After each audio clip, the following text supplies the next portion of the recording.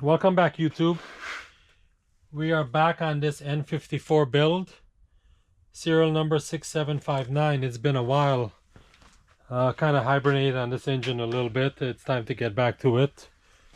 Um, I've, I've decided to put new hydraulic lifters into these.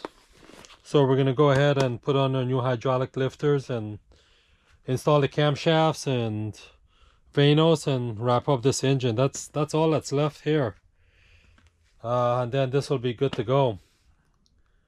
So kind of let's get to it, okay?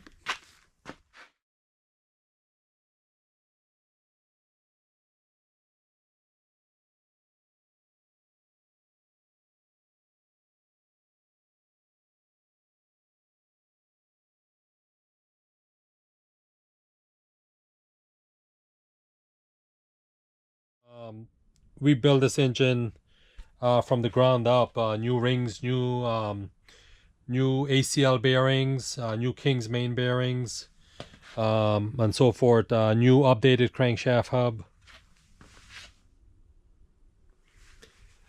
And we got to the point where we needed to install the lifters. And what I've noticed on few of my other N55 builds and N54 builds, all these lifters, the existing lifters, are coming on to about 100,000 miles, and not too long after, they're going to start to give up on wear. So decide to bite the bullet and just buy brand new lifters for all my builds. So going forward, I'm just going to have brand new INA lifters to put into these engines. It's just an additional cost, but I feel like it's just a little bit more peace of mind, and I don't have to worry if I sell this engine, someone's going to come back with lift or knock. And it's going to be good for another 100,000 miles. So, we're just on the cusp of wrapping this build up. We just got to install our camshafts, set our timing, and we'll be good to go. All right. All right, guys. We're going to go ahead and start to install the rockers. We're going to start with the exhaust side. Note the exhaust side rockers has no numbers on the rockers, so the exhaust side has no numbers, but the intake side has numbers, which got to make sure your numbers match up, which is a function of your idle speed and so forth. Okay.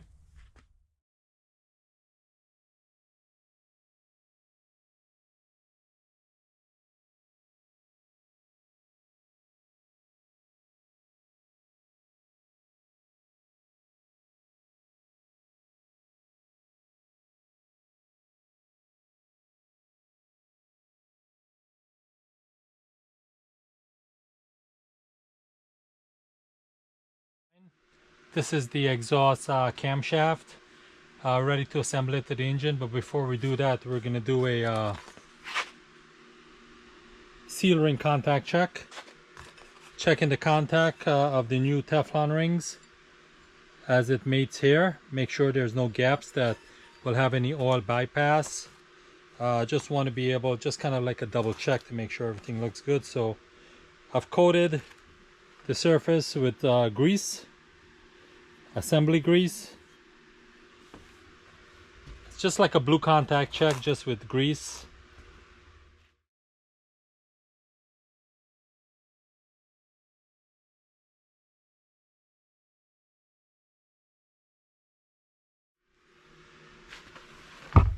Okay. You guys can see we have contact all around, full 180-degree contact. So we know the top we've got good contact. Should not be any leakage or bypass through there.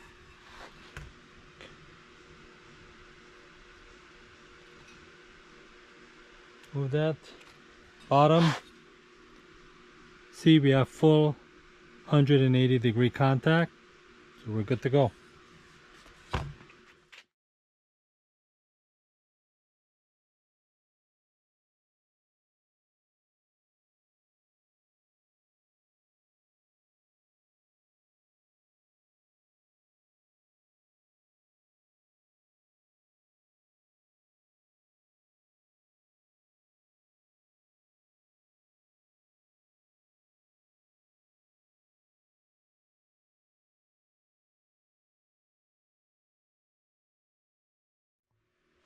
All right, let's go ahead and do the exhaust side. Teflon seal contact check. Okay.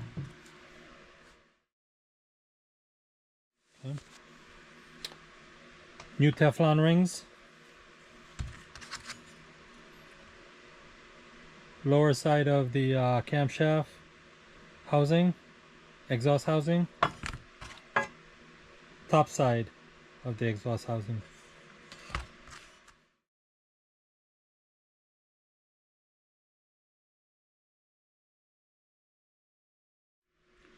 As you can see, we have full 180-degree contact check. Beautiful.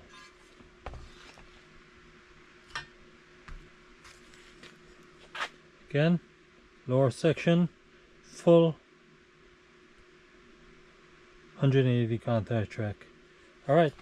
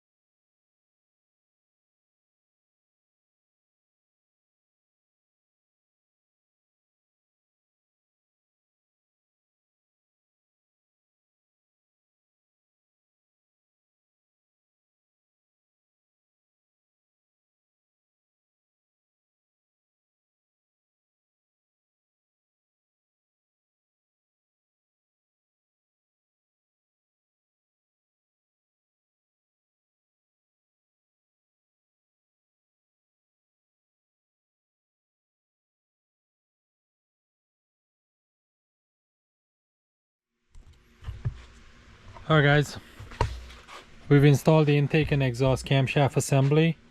Align the upper half and lower half. Make sure we have no deviation between the upper half and lower half, so we've got good continuous circulation of all clearances.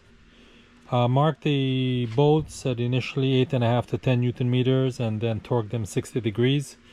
That's all done.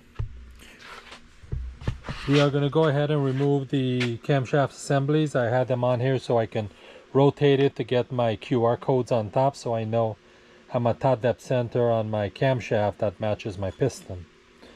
We'll take this off, we'll get the chain up here, and we'll time the engine, okay?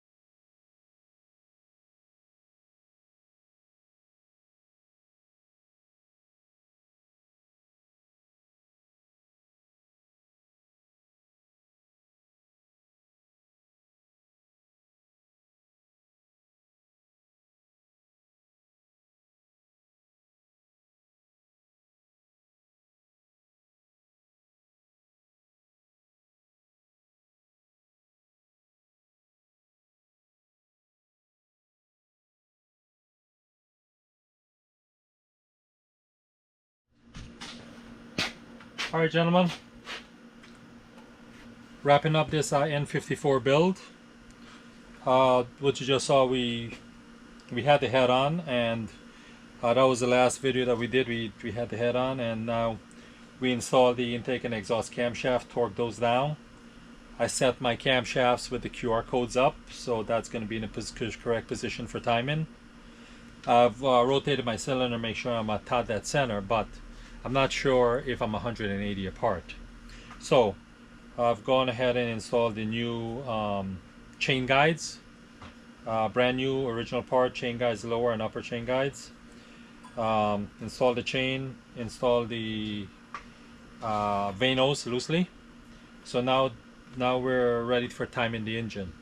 Now, because I have this on the engine stand, I need to remove it so I can put the flywheel on, so I can pin the flywheel so I can start my timing. So that's the next step. We'll take it off of here, put the flywheel on, and then we're gonna time it with it on a engine chain hoist. Okay.